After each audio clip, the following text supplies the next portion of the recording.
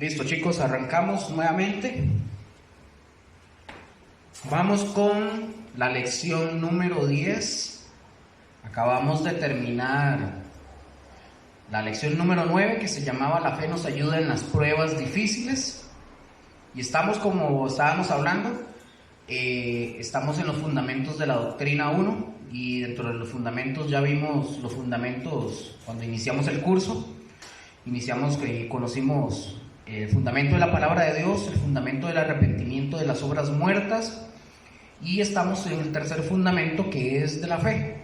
Ya avanzamos con varios temas de la fe. Ahorita estamos con la fe, acabamos la fe nos ayuda en las pruebas difíciles, y ahora arrancamos con la lección 10, que se llama la fe fundamental para la redención. Y ahí en sus cuadernos, si ustedes quieren, pueden anotar la siguiente pregunta: ¿por qué la fe es fundamental para la redención? Y vamos a contestar algunos puntos.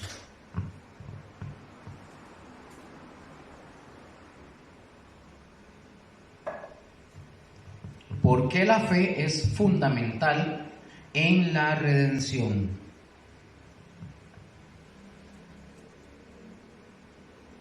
¿Me dicen amén cuando lo tienen?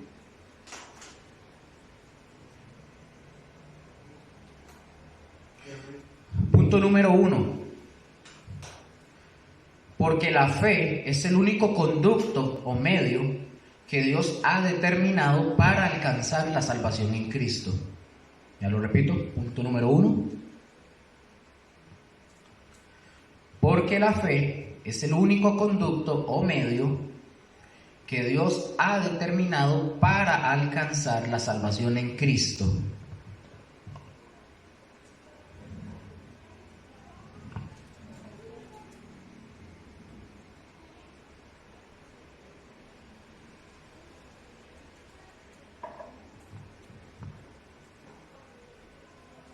¿Listos? Porque la fe es el único conducto o medio que Dios ha determinado para alcanzar la salvación en Cristo. No existe otra manera. No existe otra manera para que nosotros podamos alcanzar la salvación. La única manera es por medio de la fe, que es el fundamento que estamos estudiando. Y hay quien pueda tal vez decir que la fe es con obras, pero no. La fe genuina, ojo, lógicamente, una fe genuina se va a ver evidenciada por buenas obras, pero no quiere decir que por esas buenas obras se obtiene la salvación. ¿Me di a entender? La salvación la tenemos por la fe puesta ¿en quién? En Cristo Jesús, como lo dice la palabra en Efesios 2. Efesios 2 del 8 al 9, aquí nos aclara esto que estamos hablando. Dice Efesios 2 del 8 al 9. Se los leo.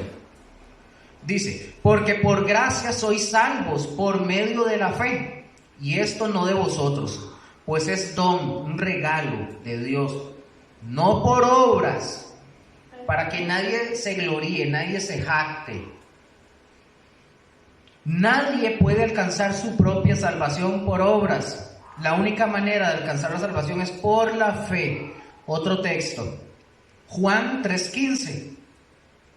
Dice Juan 3:15: para que todo aquel que en él cree no se pierda, mas tenga vida eterna. ¿Y cómo podemos obtener la vida eterna? Creyendo y teniendo fe en Jesucristo. Esta es la manera en la que podemos tener fe. Ese es el primer punto. Punto número 2.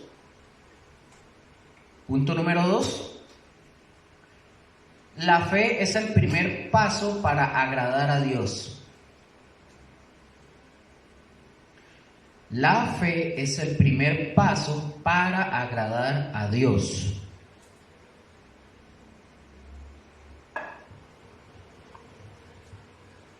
La fe es el primer paso para agradar a Dios. ¿Listos? Ok. El primer paso que el hombre tiene que dar para agradar a Dios es la fe. Lo hemos venido hablando hasta el cansancio. Claro, nosotros aprendimos que en el fundamento anterior del arrepentimiento, que la fe y el arrepentimiento, ¿se acuerdan que van juntos? Pero la fe es el paso que nosotros tenemos que dar para agradar. No podemos agradar a Dios y si nos queremos acercar a Él y no tenemos fe, ¿va a ser qué? Imposible. Va a ser imposible agradarlo. Nosotros vamos a agradar a Dios, y en este punto, porque nosotros nos dejamos persuadir por la palabra, y la palabra que nos es compartida, la palabra que nos llega del mensaje del Evangelio, y nosotros por esa palabra y por el mensaje del Evangelio somos persuadidos, y esta palabra nos hace a nosotros entender la verdad.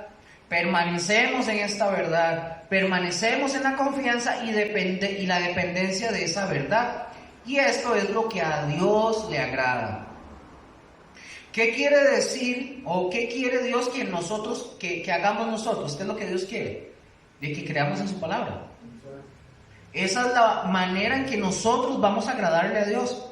Hebreos 11:6. Y ahí lo dice. Y ya lo vimos. No lo vamos a leer, ya lo vimos. Vimos que es uno de los resultados de la fe. Y vamos a ver otro punto, que ya vamos a verlo, que es del por qué la fe es fundamental para nuestra salvación. Punto número 3.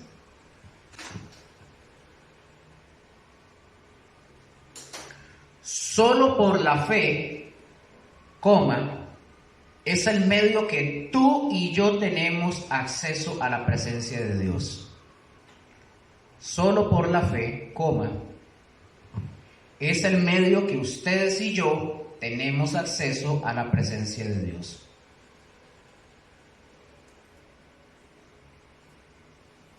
¿Repito?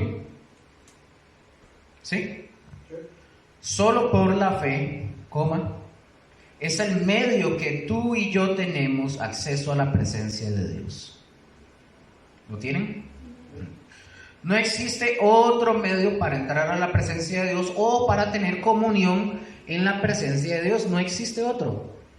El único medio que Jesucristo nos está dando es precisamente el medio de la fe. Es por la fe que yo puedo acercarme a Dios. Oigan, y hay personas que piensan o dicen, bueno, sí, es que yo he ido a orar, pero no siento a Dios. Porque ellos creen que sentir a Dios es poder sentirlo, verlo, palparlo, ¿verdad? Y no me siento muy bien, dicen, bueno, es que no se trata de sentimientos, es de fe. Tú estás en la presencia de Dios por la fe. Tú tienes comunión con Dios por medio de la fe. Jesús dice en Hebreos 10:19. Jesús nos dice ahí en Hebreos 10:19, se los leo. Así que, hermanos, teniendo libertad para entrar en el lugar santísimo por la sangre de Jesucristo. ¿Qué significa entrar en el lugar santísimo? ¿Saben? Significa que nosotros tenemos acceso a la presencia de Dios. Y luego nos dice, ojo, por el camino nuevo y vivo que Él nos abrió a través del velo, esto es de su carne. ¿Cuál es ese camino vivo y nuevo? ¿De que la qué? No. Estamos hablando de ¿cuál es ese camino vivo y nuevo? La fe. Es decir, Cristo, por la fe que tenemos en Él. Nosotros tenemos el acceso al lugar santísimo, acceso a la presencia de Dios y podemos tener comunión con Él. Es Cristo quien nos proporciona por medio de su sangre, por su sacrificio, este acercamiento a Dios. Y si nosotros vemos desde el principio, desde el Génesis, ya lo hemos visto, cuando el hombre peca, Dios le enseña a Adán y a Eva que el acercamiento a Él sería por derramamiento de sangre. Desde el Génesis ya apuntaba a Cristo. Y vamos a ver Génesis 3:21. ¿Me dicen cuando lo tienen? Génesis 3:21.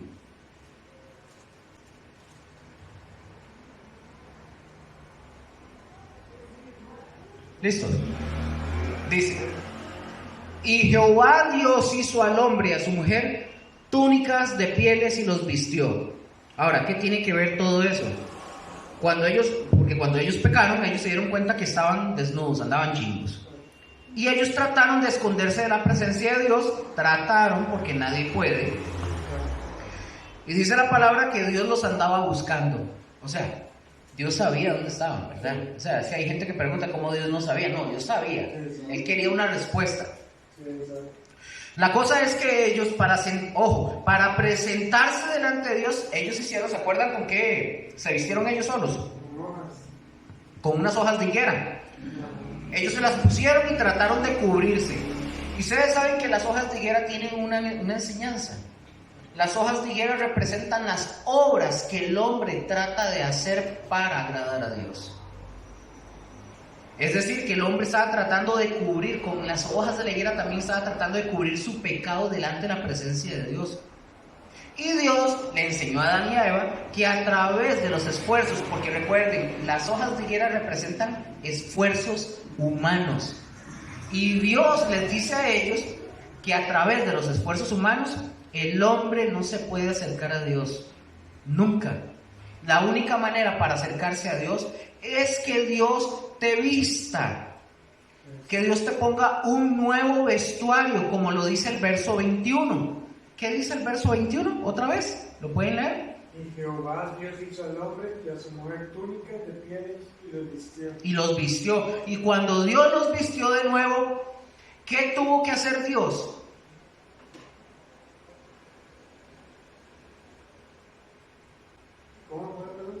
Cuando los viste de nuevo, ¿qué tuvo que hacer Dios? Porque dice que Él tuvo que vestirlos de túnicas de pieles. Por primera vez. ¿Qué tuvo que hacer Dios? Un sacrificio. El primer sacrificio. De animales. Ahí está el primer sacrificio. ¿Correcto? Ahí comienza. Ahí es donde comienza. Porque Él tuvo que sacrificar animales, porque tiene que haber derramamiento de sangre. Y como les dije, ahí comienza la enseñanza para poder acercarse a Dios. Será solo por derramamiento de sangre. Y todo esto estaba apuntando a Cristo. Y es Cristo quien viene por su sangre y nos proporciona a ustedes y a mí este nuevo acercamiento a Dios. Es decir, nosotros creemos y tenemos fe en el sacrificio del derramamiento de sangre de Cristo. Y esto a nosotros nos da el acceso a la presencia de Dios. Dice la palabra en Romanos 5, del 1 al 2. Se los leo. Dice Romanos 5, 1 y 2. Dice: justificados pues por la fe, tenemos paz para con Dios por medio de nuestro Señor Jesucristo, por quien también tenemos entrada por la fe a esta gracia, en la cual estamos firmes y nos gloriamos en la esperanza de la gloria de Dios. Y noten esto, primero me dice que justificados por la fe, es decir, que este es el medio para mi justificación. ¿Qué quiere decir justificación? Que antes yo era culpable, que yo no era inocente. Cristo toma mi lugar de pecado y yo llego a ser delante de Dios inocente, es decir, no culpable. Y al ser justificados por la fe, yo adquiero paz con Dios y yo ya no estoy en enemistad con Dios, ni ustedes. Estamos como amigos y ahora como amigos yo puedo dirigirme a Dios como lo dice el versículo 2. Porque también tenemos entrada por la fe a esta gracia en la cual estamos firmes y nos gloriamos en la esperanza de la gloria de Dios. Y a esta gracia se refiere a la presencia de Dios y estamos firmes en eso.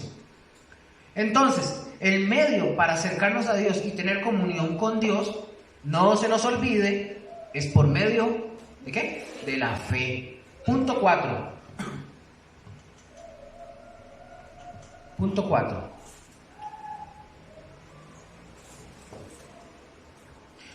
Por medio de la fe es la única forma como nos establecemos y perseveramos en la verdad. Por medio de la fe es la única forma como nos establecemos y perseveramos en la verdad. Por medio de la fe es la única forma como nos establecemos y perseveramos en la verdad. ¿Lo tienen? Ok.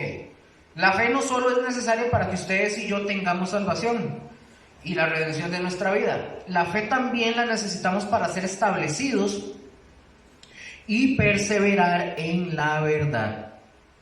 Esto nos está a nosotros hablando de madurez en nuestra vida cristiana. Si nosotros no nos desarrollamos como personas fuertes, con convicciones fuertes de la verdad de la palabra de Cristo, no vamos a... Si nosotros nos desarrollamos como personas fuertes, con convicciones fuertes de la verdad de la palabra de Cristo, no vamos a ser tan fácilmente movidos por nada. No va a haber nada en nuestras vidas, aunque venga una doctrina errónea, nada va a hacer que nos movamos de eso. Vamos a estar demasiado fuertes y arraigados en las convicciones de la fe. Nada nos va a hacer movernos de donde estamos. Pero no solo una doctrina puede venir, también puede ser una prueba, puede ser una tentación, puede venir una circunstancia a nuestra vida, pero por medio de la fe es que nosotros, si es que usted establece, si usted persevera o nosotros perseveramos en esa verdad, nos hacemos fuertes en la verdad y no nos van a mover, no vamos a poder ser movidos con nada. Al contrario, vamos a ir creciendo y vamos a ir madurando. ¿Por qué? Porque la fe, puse aquí la fa, porque la fe precisamente es el medio para que ustedes y yo nos establezcamos y perseveremos. Vamos a otro punto. ¿Hasta aquí todo bien? Otro punto de la fe. Número 5.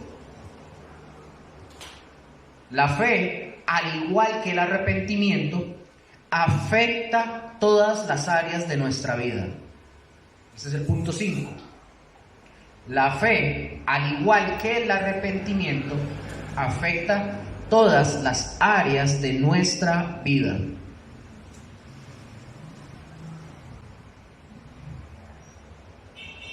La fe, al igual que el arrepentimiento, afecta todas las áreas de nuestra vida. ¿Lo tienen, verdad? Ok, en el arrepentimiento nosotros vimos cómo afecta todas las áreas de nuestra vida. ¿Se acuerdan que vimos que afecta nuestra mente, nuestro espíritu, nuestra voluntad, ¿qué más? Y nuestras emociones. ¿Se acuerdan?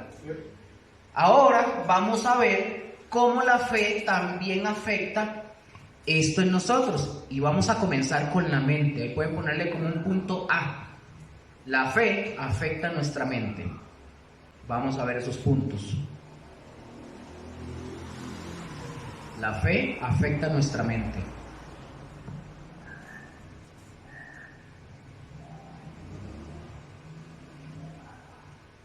¿Lo tienen?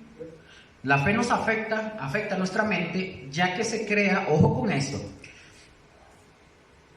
la fe afecta nuestra mente porque se crea un compromiso con el conocimiento que adquirimos de la palabra de Dios. En esto afecta la fe. Se crea un compromiso en el conocimiento que adquirimos de la palabra de Dios. El hombre no puede creer, ojo con esto, el hombre no puede creer hasta que no haya escuchado el mensaje del Evangelio. Y mientras no escuche el mensaje, simplemente no puede creer. El hombre debe recibir el conocimiento primero. Y una vez que lo recibe, la mente debe ser informada primero antes de aceptar la verdad. Una vez que recibimos el conocimiento del Evangelio, la fe crea un compromiso en nosotros para obedecer ese mensaje que nos están dando, que serían las buenas nuevas. Por ejemplo, cuando Dios le habló a Noé y le dijo que iba a destruir toda la tierra y a todos los hombres y a los animales, y que construyera el arca y que iba a salvar solo una cierta cantidad de animales. ¿Qué fue lo primero que recibió Noé? ¿La qué? ¿La fe o el conocimiento? Correcto. Recibió primero el conocimiento. La palabra de Dios vino a él. Noé la recibió y luego ese conocimiento, esa palabra trajo una convicción a su corazón. Noé la creyó. Lo que Dios dijo, hizo un compromiso con ese conocimiento. ¿Y qué hizo Noé? Obedeció. Correcto. Eso mismo tenemos que hacer nosotros con el mensaje del Evangelio. Lo mismo le pasó a Abraham cuando le dijo: sal de tu tierra y de tu parentela a la tierra que yo te mostraré. Voy a hacer de ti una nación grande. ¿Pero qué fue lo primero que recibió Abraham? El conocimiento.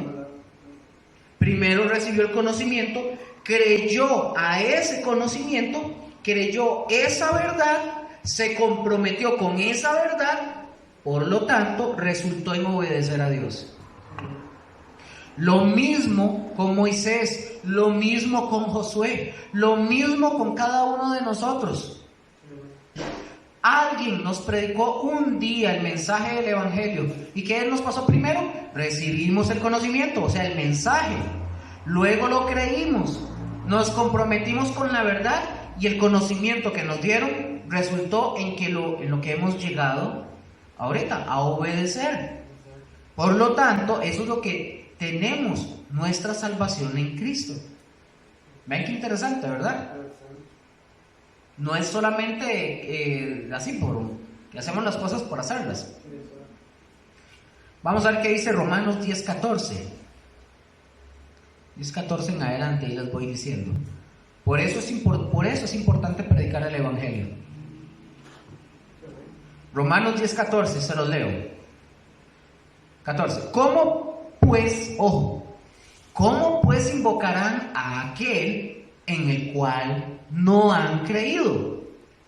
¿Y cómo creerán en aquel de quien no han oído? ¿Y cómo oirán sin haber quien les predique?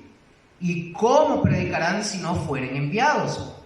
Como está escrito: cuán hermosos son los pies de los que anuncian la paz, de los que anuncian buenas nuevas. Mas no todos obedecieron al Evangelio, pues Isaías dice: Señor, ¿quién ha creído a nuestro anuncio? Así que la fe es por el oír, y el oír por la palabra de Dios. Vamos a anotar aquí la secuencia. Ahí están, véanlo en sus Biblias, ¿verdad?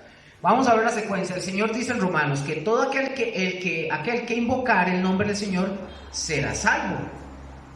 Pero si la salvación es por fe, ¿por qué ahora dice que todo aquel que invoque el nombre del Señor será salvo? Porque hay que entender el procedimiento que está hablando la palabra. ¿Cómo se va a invocar el nombre de Dios si antes no se ha creído? ¿Y cómo van a creer si antes no han oído? ¿Cómo van a escuchar si antes no hay alguien que les predique? Vamos a ver, 2 pasos. 1, predicar el Evangelio, es dar el conocimiento. Número 2, escuchar el Evangelio, es recibir el conocimiento.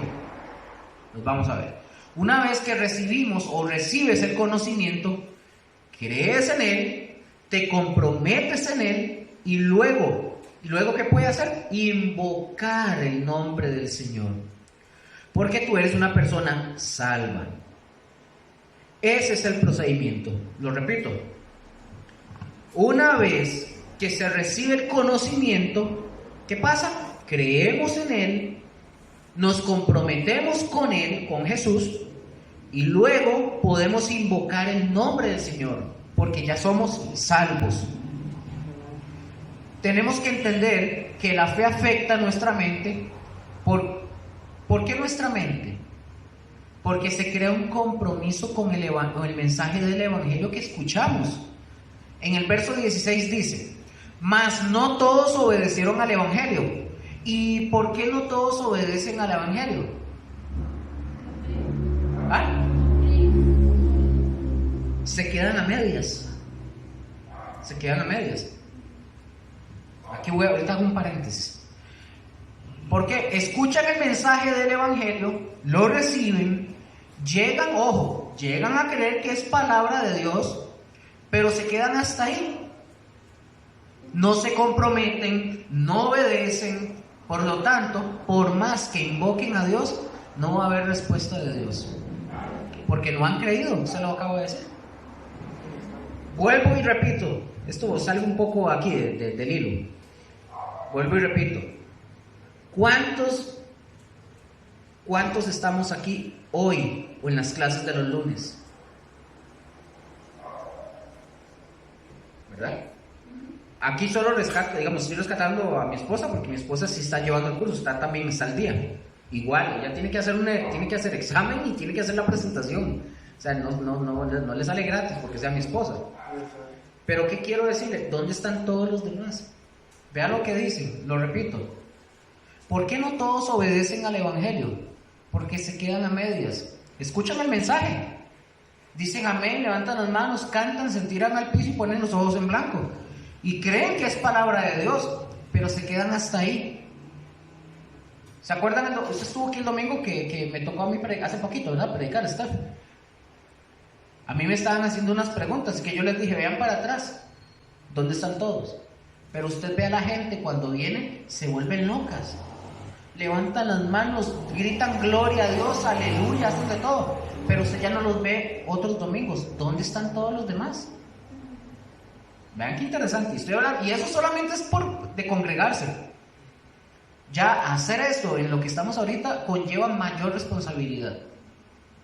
Pero bueno, por eso, si no se obedece el Evangelio es porque, escuchen, si no se obedece el Evangelio es porque no han creído al Evangelio. Estoy hablando de cristianos, ¿verdad? No estoy hablando de la gente del mundo. Pero la fe nos compromete. ¿Qué produce el cambio en mi mente? La fe. Me compromete con la palabra que yo escuché. Existen muchas personas, de verdad, que van a escuchar o vienen a escuchar la palabra de Dios, pero no llegan a creer en ella. Y por lo tanto no se va a producir ningún tipo de cambio. La fe genuina produce cambios. Y ese cambio comienza en mi mente.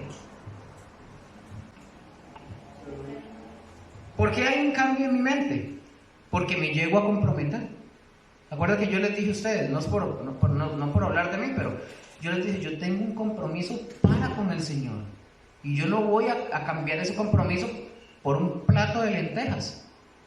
Mi compromiso, aunque estoy sirviéndoles a ustedes o a otros, mi compromiso no es porque ustedes queden contentos conmigo. Me doy a entender. Ni con Josué ni con Mónica. Así debería de ser. Entonces hay un compromiso. A mí me pasó esto llegó, la fe llega a un punto que te tiene que persuadir. Tanto que yo llego a comprometerme con la verdad. Por eso estoy aquí. Si no, créanme que estaría viendo tele en la casa. Entonces, ¿por qué hay un cambio en mi mente? Porque me llego a comprometer con la verdad, o con la palabra, o con el conocimiento que ya escuchamos. Y por lo tanto, este compromiso se adquiere en mi mente. Por eso existe la parábola del sembrador. No la vamos a leer porque es muy larga. Está en Mateo 13, del 18 al 23. Pero esta parábola tiene varios sentidos para enseñarnos. Por ejemplo, por un lado, nos va a enseñar que hay diferentes tipos de personas que representan los diferentes tipos de tierra que habla la parábola del sembrador. Eso por un lado. Y por otro lado, para los que siembran. O sea, para los que predican el mensaje del Evangelio. Y esta parábola nos anima para que no nos desanimemos a la hora de predicar el mensaje del Evangelio y que nosotros no veamos resultados. María, la vez pasada estábamos hablando con María y le decíamos, nuestro deber es predicar. Si la gente va a la iglesia, si la gente no va a la iglesia, se convierte o no se convierte, eso no es su problema. Nosotros tenemos que dar el mensaje. A nosotros no nos toca convertir a nadie, ni mucho menos llevarlo a la iglesia. La gente ya una vez que se convierte y de verdad es un genuino convertido y tiene fe verdadera, entiende que tiene que congregarse, sea aquí o sea en otro lado. ¿Estamos? Vamos a ver por dónde me quedé. Así que no nos desanimemos al predicar el mensaje si nosotros no vemos resultados en todas las personas, porque también nos enseña que no va a haber resultados en todos, solamente en algunos. Esta parábola dice que la semilla, la primera que fue sembrando el sembrador, dice que cayó en el camino, vinieron los pájaros y se comieron ¿qué? La semilla. Y Jesús, cuando la explica, él dice: este es el que fue sembrado junto al camino, el que es, ojo, el que escucha la palabra de Dios y una vez que la escucha, viene el malo y arrebata la palabra que fue sembrada en su mente. ¿Qué quiere decir? No hubo resultado. El otro, la semilla que cayó en pedregales. ¿Quiénes son estos en que cae la semilla en pedregales? Bueno, este es el que oye la palabra de Dios, cree que es palabra de Dios e incluso al momento la recibe con gozo. ¡Aleluya!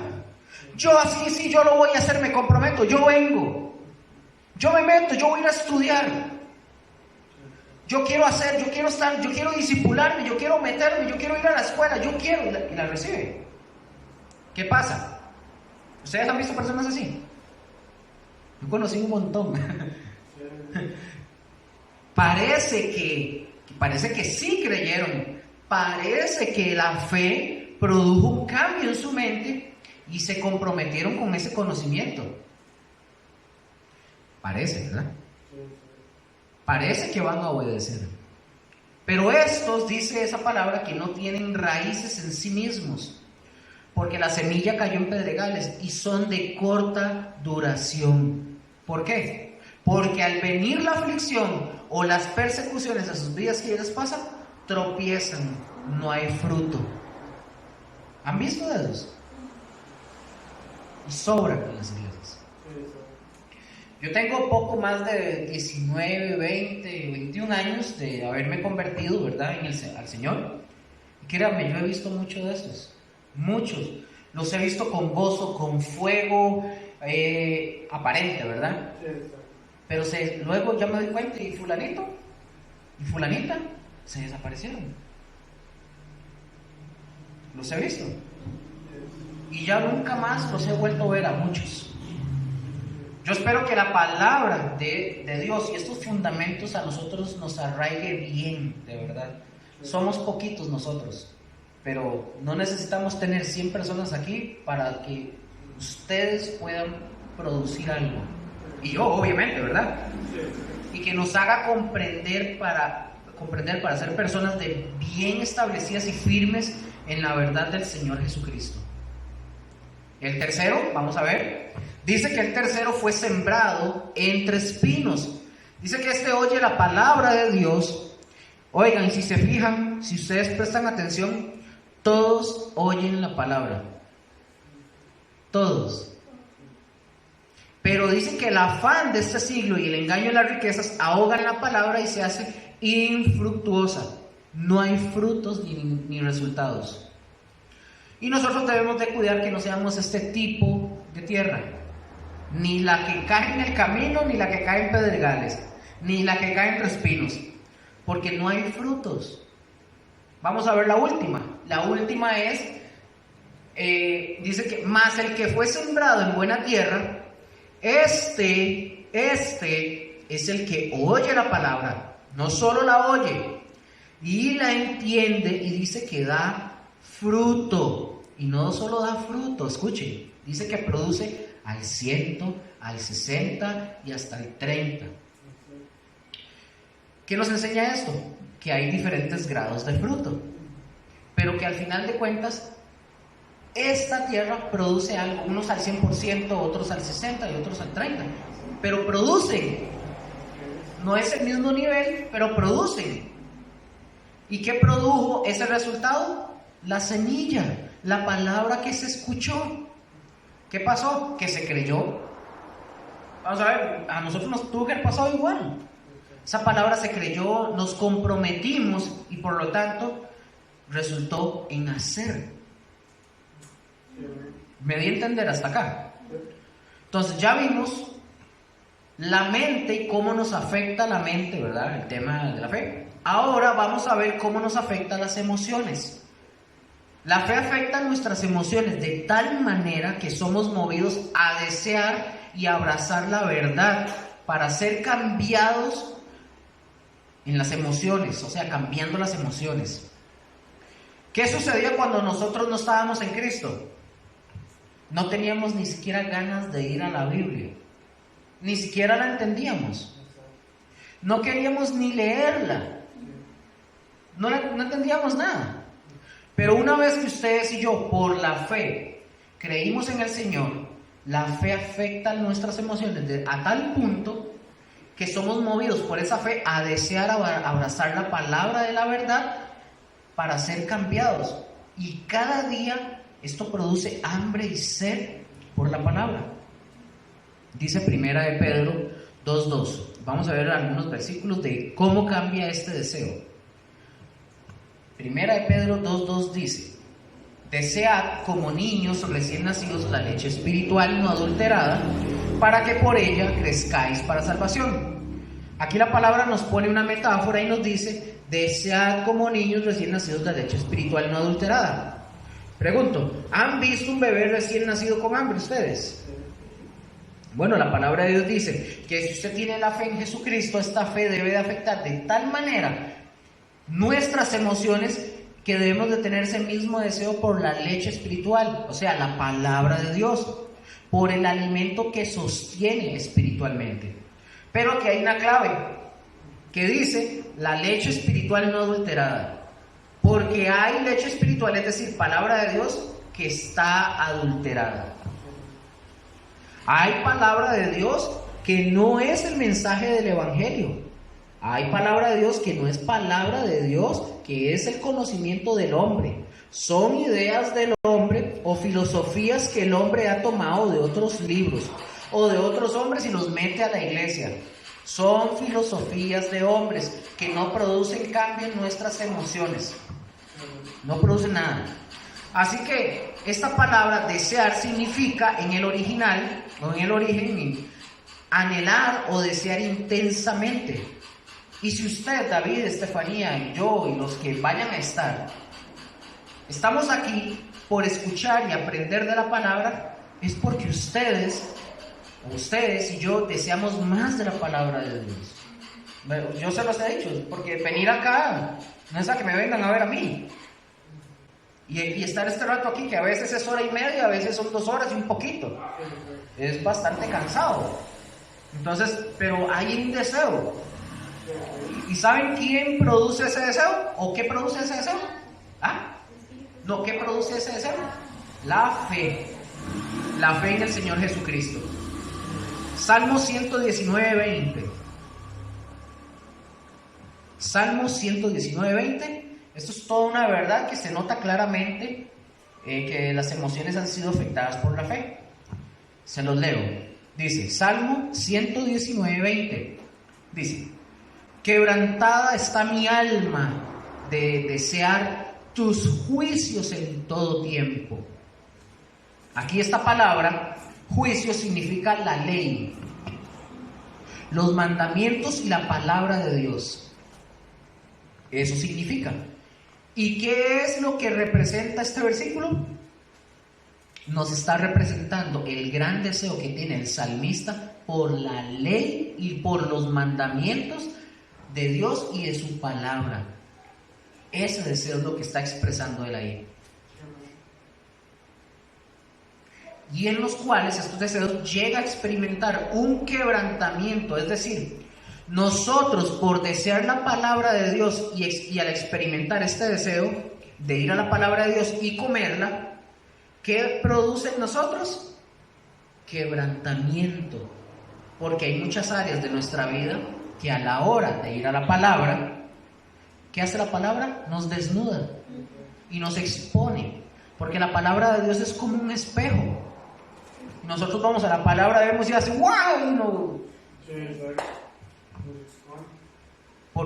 Porque, como dije, porque es como un espejo.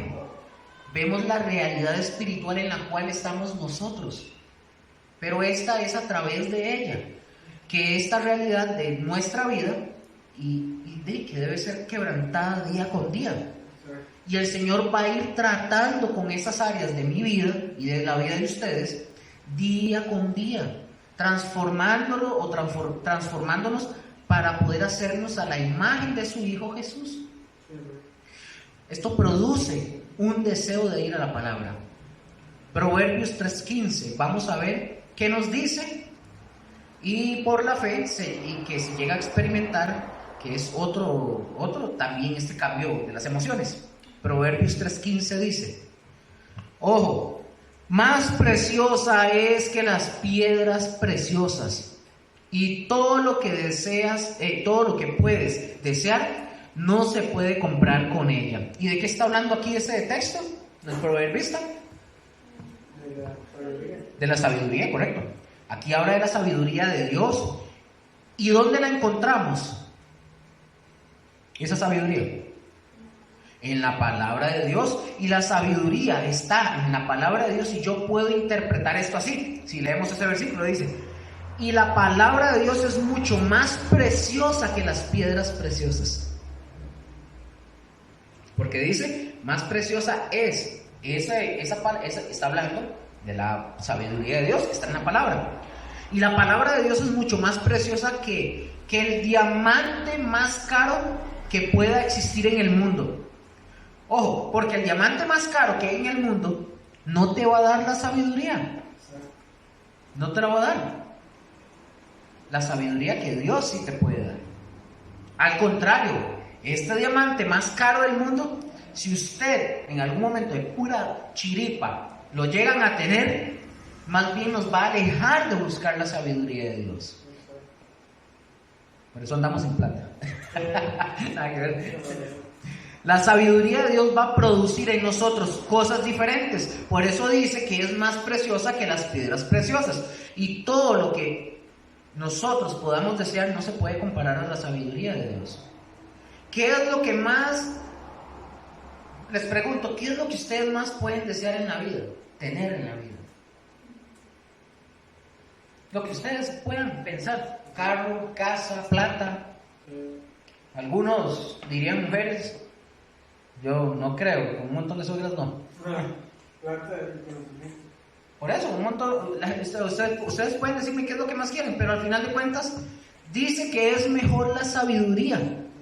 La palabra de Dios, porque la fe va a producir un deseo para que ustedes y yo lleguemos a entender que no hay cosa más valiosa que lo que podemos encontrar en la palabra, que lo que podamos encontrar en la palabra de Dios.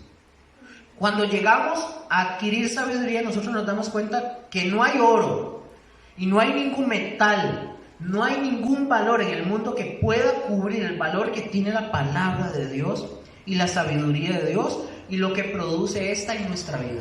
Nada. Ahora, vamos a ver lo que produce la fe en mi voluntad. Y la fe afecta mi voluntad de tal manera que somos movidos a tomar decisiones que nos comprometen con la voluntad de Dios.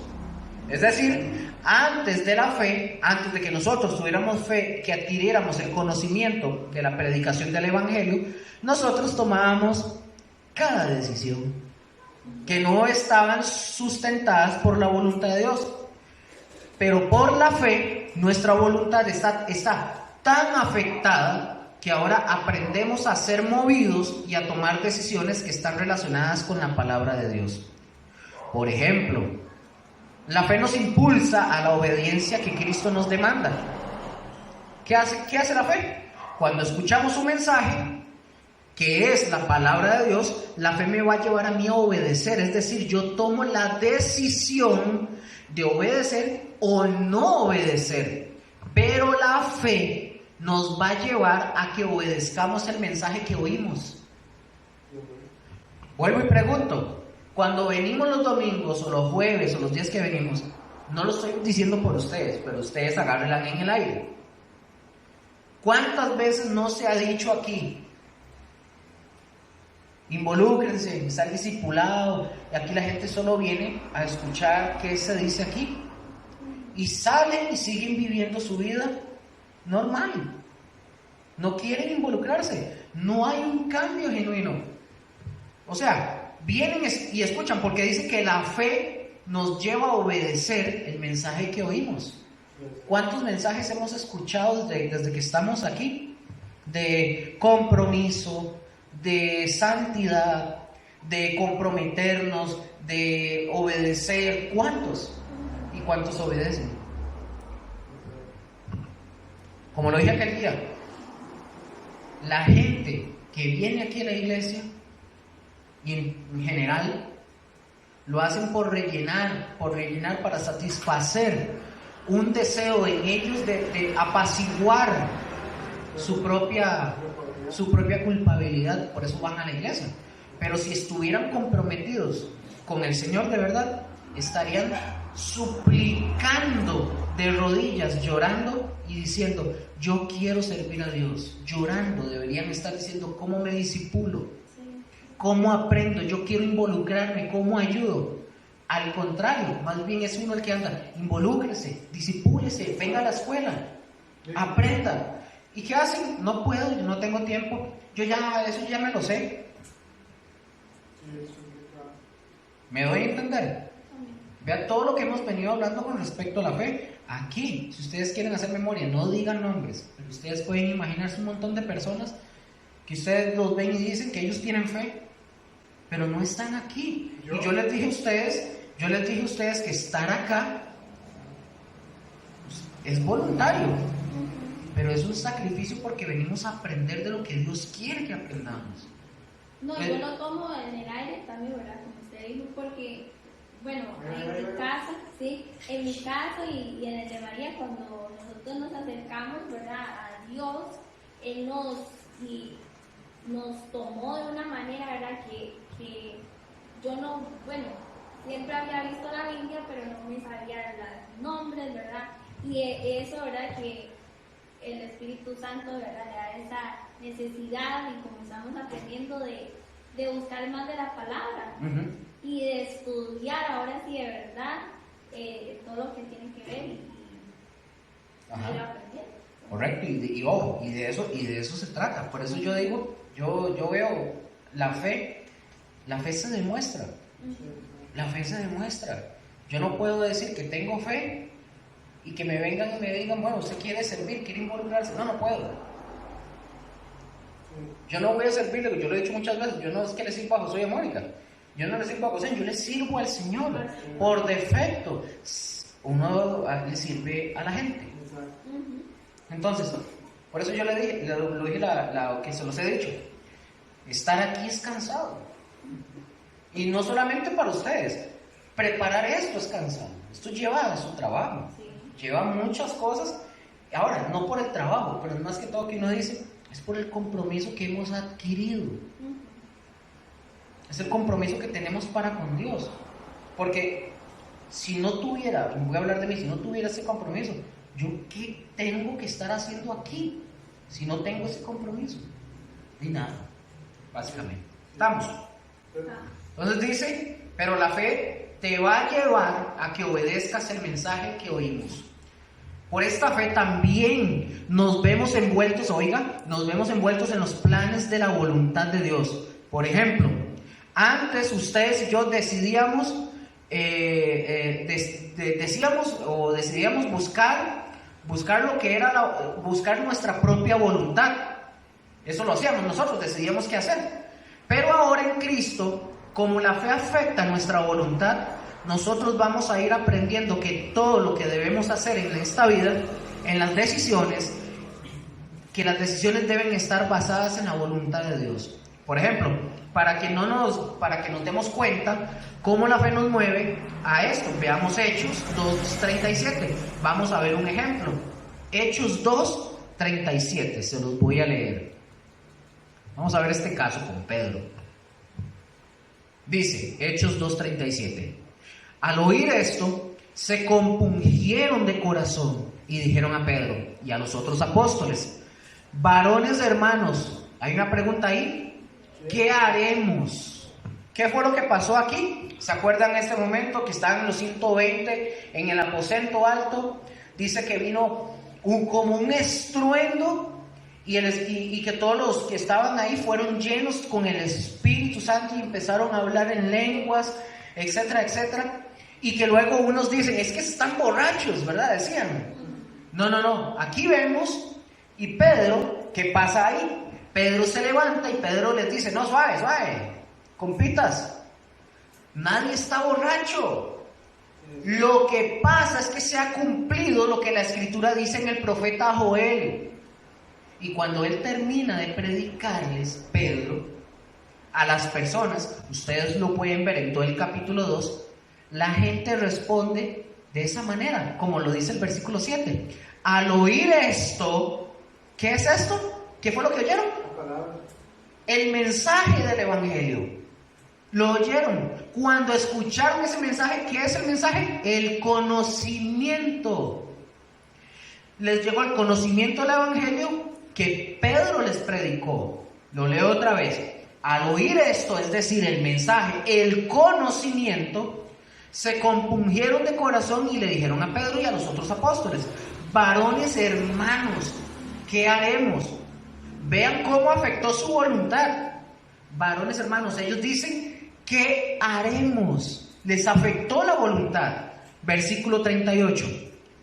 Pedro les dijo: arrepentíos y bautícese cada uno de vosotros en el nombre de Jesucristo para perdón de pecados y recibiréis el don del Espíritu Santo. 39. Porque para vosotros es la promesa, y para vuestros hijos, y para todos los que están lejos, y para cuantos el Señor nuestro Dios llamare. Afectó la voluntad de esos hombres. ¿Qué haremos? Pero veamos esta palabra, hay que considerar una palabra interesante ahí. Compungieron.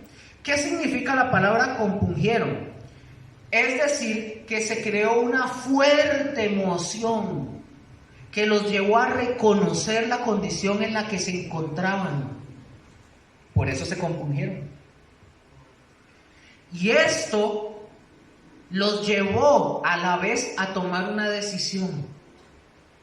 Vean que la fe o el escuchar el mensaje los llevó a tomar una decisión. Se compungieron, hubo una emoción. ¿Afectó la emoción el mensaje? Sí. ¿Y qué hicieron con el mensaje? Los llevó a tomar una decisión. Porque Pedro les predica, ¿y qué Pedro les dice? Bueno, ustedes tienen que arrepentirse, creer en el Señor Jesús y bautizarse y van a ser salvos. Por eso ellos preguntaron, ¿qué haremos? Y podemos ver cómo la fe produce y afecta, ¿sí?, nuestra voluntad, que nos lleva a comprometernos y a decidir acerca de la voluntad de Dios, porque ellos podían no decidirlo. En Hechos 16:30 al 31, otro ejemplo de esto. Hechos 16:30 al 31, que es afectado en nuestra voluntad. ¿Qué pasó aquí? Pablo y Silas están en la cárcel. Estando en la cárcel comienzan a cantar, ¿se acuerdan de esa ocasión? A alabar al Señor, y dice que hubo un terremoto. Todas las puertas de los prisioneros se abrieron, las cadenas se soltaron, bueno, son sueltos, y los cepos son ¿sí? Los cepos son sueltos. Cuando esto sucede, dice que el carcelero que los estaba cuidando toma su espada y se iba a matar. Y al ver eso, Pablo lo detiene y le dice que se detenga, y le dice que no lo haga. Entonces, escuchen esto, entonces el carcelero dice que sacándolos fuera de la prisión, les dijo: señores, note el cambio de la voluntad. Señores, ¿qué debo de hacer para ser salvo? ¿Han oído alguna vez alguna persona preguntar eso? ¿Sí? Cuando se predica el mensaje del Evangelio, dice ese texto, entonces, pidiendo luz, pidiendo luz, se precipitó adentro y temblando se postró a los pies de Pablo y Silas. Y sacándolos les dijo: señores, ¿qué debo hacer para ser salvo? Ellos le dijeron: cree en el Señor Jesucristo y serás salvo tú y tu casa. Ahí nosotros podemos ver cómo la fe, al oír la palabra de Dios, afecta nuestra voluntad. Hasta aquí hemos visto que la fe afecta mis emociones y afecta mi voluntad. Por último, la fe afecta nuestro espíritu. ¿Y por qué afecta nuestro espíritu? Recordemos que nuestro espíritu, antes de tener fe y la salvación, ¿cómo estaba nuestro espíritu? Lo habíamos visto en una lección. ¿Cómo estábamos cuando no teníamos al Señor? El espíritu estaba en nosotros, estaba muerto, ¿correcto? Muerto. Es decir, teníamos vida física, andábamos aquí así, existíamos, pero espiritualmente estábamos muertos. Y por lo tanto no teníamos relación con Dios. Pero una vez que nosotros creímos en el Señor Jesucristo, la palabra nos dice que ustedes y yo, juntamente con Cristo, resucitamos. Hay una promesa de que un día nos vamos a morir, fijo. Alguien, cuando fue el lunes que lo decía, nosotros somos como un empaque, tenemos fecha de caducidad. ¿Cuántos nos hicieron? Y tenemos fecha de que vamos a caducar. No sabemos cuándo, pero tenemos fecha de caducidad. Entonces tenemos esa promesa, vamos a morir. Pero también vamos a resucitar en lo físico, en lo natural. Pero ¿de qué resucitamos? ¿Por qué nos dice la Biblia que ya resucitamos juntamente con Cristo? Porque nosotros estábamos muertos en el espíritu, pero ahora en Cristo Jesús, por la fe, resucitamos. ¿En dónde? Cuando llegamos a Cristo, nuestro espíritu está muerto. Y cuando venimos a Cristo, y ¿qué? Resucita el espíritu. Es correcto, porque seguimos siendo los mismos, el mismo cuerpo, ¿verdad?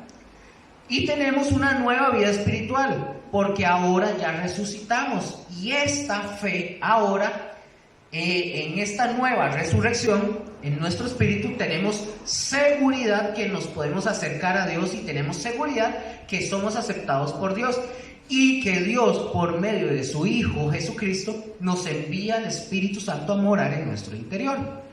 Y el Espíritu Santo es quien nos imparte esa nueva vida. Un ejemplo, en Juan 1:11 al 12. Juan 1:11, voy a leerles primero el versículo 11 de Juan 1. Dice: a lo suyo vino, y los suyos no le recibieron.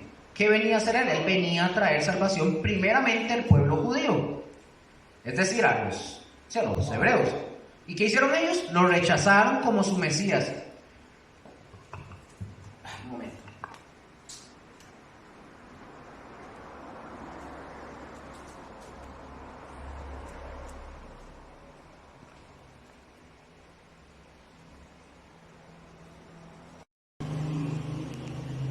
Ok, entonces quedamos, un momentito. Bueno, entonces ellos, ¿qué pasó? Los judíos lo rechazaron como su Mesías, pero luego vamos a ver el versículo 12, ahora sí, de Juan 1. Dice, Juan 1:12: mas a todos los que le recibieron, a los que creen en su nombre, les dio potestad de ser hechos hijos de Dios, los cuales no son engendrados de sangre, ni de voluntad de carne, ni de voluntad de varón, sino de Dios.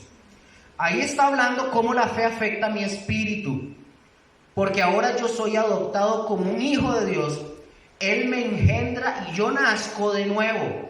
Tengo una nueva vida espiritual. Mi espíritu estaba muerto, podrido, olía feo, pero ahora está vivo y ahora puedo relacionarme con Dios. Y ya no como un extraño, sino como un miembro de su familia, porque soy hecho un hijo de Dios. Esto es lo que afecta la fe en todo nuestro ser. Les hago una pregunta. ¿La fe es contraria al conocimiento? Piensen bien. ¿Cómo? ¿La fe es contraria al conocimiento? Les pregunto eso porque hay gente que dice que la mucha letra mata.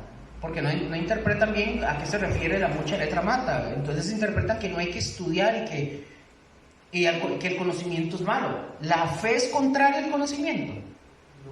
No. ¿Y dice usted, Estefanía? No, es correcto. Más bien, la fe está basada en el conocimiento, pero ¿conocimiento de qué? De la palabra de Dios, correcto. Esa es la base de la fe. Nuestra fe tiene una base. Nuestra fe no está en María, en la Virgen María, ¿verdad? Para que no piense que es la hermana de Estefanía. Nuestra fe no está en la Virgen María, no está puesta en el Padre Pío. Nuestra fe no está puesta en el nombre de una iglesia. Nuestra fe está basada, está sustentada en la palabra de Dios, y la palabra de Dios es la verdad absoluta. Algunos dicen, ¿cuál es la verdad? Bueno, los que llaman, por ejemplo, los que se llaman los famosos testigos de Jehová, dicen que ellos tienen la verdad. Aquellos, los mormones, ellos dicen que tienen la verdad. Los evangélicos dicen tener la verdad. Los pentecostales dicen tener la verdad. Luego los luteranos dicen tener la verdad. Los bautistas dicen tener la verdad. Los judio-mesiánicos dicen tener la verdad. Los calvinistas dicen que tienen la verdad. Los católicos dicen que tienen la verdad. Pero suave, ¿quién es la verdad? Juan 14:6. Dice Jesús: yo soy el camino, yo soy la verdad y la vida. Y vean bien, porque esto tiene algo bien interesante. Y nadie viene al Padre, o sea, a Dios, si no es por mí. Y Cristo dice: yo soy el camino. ¿El camino para qué? Para ir al Padre. Yo soy la verdad. ¿Cuál verdad? La única verdad absoluta que me lleva al Padre. Y esta verdad está ¿en dónde? En la palabra, en la Biblia. Luego dice: yo soy la vida. ¿Cuál vida? La vida que solo Cristo nos otorga y con la cual ustedes y yo podemos llegar y estar al lado del Padre por toda la eternidad. Porque la vida que Cristo nos dio vino a traer vida eterna. No es la vida del hombre, es la vida Zoe. ¿Se acuerdan del griego? Como mi hija, se llama Gianna Zoe. Del griego Zoe, que significa la misma vida de Dios, la vida que proviene de Dios. Es como dice la segunda parte de Juan 10:10. Dice Juan 10:10, pero en la segunda parte: yo he venido para que tengan vida, es decir, Zoe. Yo he venido para que tengan la misma vida de Dios, Zoe, la esencia de la vida de Dios, para que la tengan en abundancia.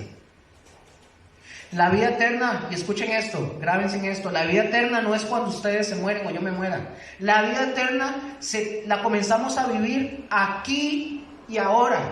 Porque la gente tiene la idea de que, no, cuando yo me muera voy a tener vida eterna. La vida, el gozo el paraíso lo vivimos aquí. No dice la palabra: veré la bondad del Señor. ¿En dónde? En la tierra de los vivientes. Aquí, desde aquí la vamos a ver. Vamos a ver, Juan 17:3 dice. Juan 17:3 nos dice: y esta es la vida eterna, que te conozcan a ti, el único Dios verdadero, y a Jesucristo, a quien has enviado. ¿Dónde está la vida eterna? En conocer a Dios, el único Dios verdadero, y en conocer a nuestro Señor Jesucristo. Ahí está la vida eterna. Pero el único que nos va a traer esa vida eterna se llama Cristo, la cual fue el Padre que determinó que viniera a esta tierra y que Él muriera en la cruz del Calvario, que resucitara entre los muertos para traernos esa vida. Así que si nosotros tenemos fe de la que estamos hablando, entonces debemos aceptar la verdad de Dios. Escuchen esto: si nosotros tenemos de la fe de la que estamos hablando, nosotros tenemos que aceptar la verdad de Dios tal cual como nos es revelada en su palabra. nos tenemos que dar a la tarea de obedecerla, no a cuestionarla. Es cierto que mientras nosotros estamos estudiando tenemos muchas preguntas con cosas que tal vez nos vamos a encontrar en la Biblia. Veamos, como los niños empiezan a crecer y todo lo preguntan. ¿Y por qué esto? ¿Para qué esto? Así es como se aprende, así es como se recibe, así es como nosotros tenemos que cuestionar. Ojo con esto. Así es como nosotros tenemos que cuestionar la palabra de Dios, pero no cuestionarla para desacreditarlas, sino cuestionarla para aprender de lo que ella nos quiere dar para que aprendamos. ¿Me doy a entender? ¿Cuál debe ser nuestra mayor garantía? ¿Cuál debe ser la mayor garantía de nuestra fe? La palabra de Dios. Por ejemplo, lo vimos la vez pasada, los científicos están gastando millones de dólares para tratar de descubrir el origen del hombre. Y cuando yo voy a la palabra y voy a Génesis, yo voy y Dios me dice que Él creó al hombre del polvo a su imagen y conforme a su semejanza. Y yo no ocupé gastar ni un solo peso. Por lo menos para comprar la Biblia. Eso fue lo que me costó, la Biblia. Es más difícil creer todas las teorías de ellos, la teoría evolucionista, que venimos del mono, que por una explosión.